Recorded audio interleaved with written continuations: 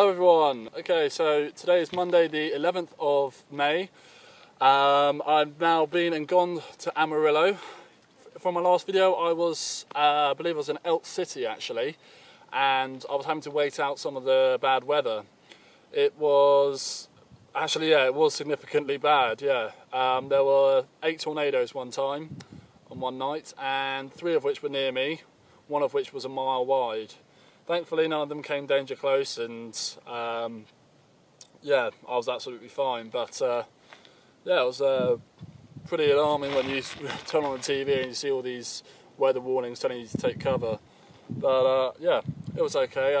Unfortunately I didn't get any photos of them, as they weren't within range, and they were covered by a rain cloud anyway, so that was unfortunate, but still. I made it. I tried to cycle away from Elk City one time after the tornadoes, thinking that the worst had passed, but that was clearly not the case, because 3 cars pulled me over and said, you know, you're cycling straight into a hailstorm. So I was like, oh, right. So I turned back around, and unfortunately I didn't make it back to shelter in time, and my phone got a little bit water damaged, which is really a kind of a big problem actually, because that's what I upload videos with. That's also how I keep in contact with people. That's also what I use for my SOS if I ever need it. And also my maps. I do have paper maps, but I use my phone as my primary tool. But it seems to be holding up okay now, so that's okay. I made it to Amarillo, and Amarillo, again, unfortunately I had to wait out a couple bit more days for bad weather there. It was severe thunderstorms and rain, which all the locals are happy about because they've got a drought on. But for me, wanting to do tourist stuff, it really wasn't that good. But it did give me an excuse to go to the restaurants and try some of the Texan cuisine, such as Tex-Mex or the barbecues, which was, yeah, happened to be right outside my motel, which was yeah, really convenient and really good too, I have to say. Amarillo, I only got to see 2 major sightseeing parts because of the weather. One of them was the Pulo Duro Canyon, and that is the second biggest canyon in the US after the Grand Canyon.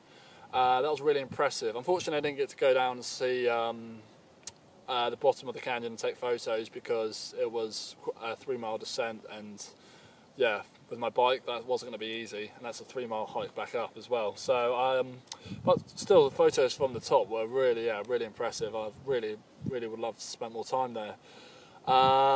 And also I got to see the Cadillac Ranch as well. It's on Route 66, and it's just these like series of cars, of Cadillacs, inverted into the ground, and they're spray painted by whoever, spreading out messages that they want to spread out. And it's really, I think it's a really cool attraction. It's something really different. It's not really, I wouldn't say a tourist destination, but if you're doing Route 66, you've got to go see it because it's just one of the sites, you know.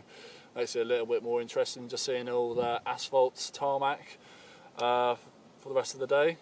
Like I say now, I've passed Amarillo, I've left.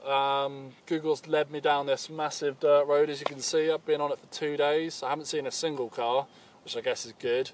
I haven't seen a single building either, so I'm now having to ration my water and everything. And I've got a 3-day ride, 3 more days ride to Albuquerque. There are only a few towns in between, so I really had to watch everything.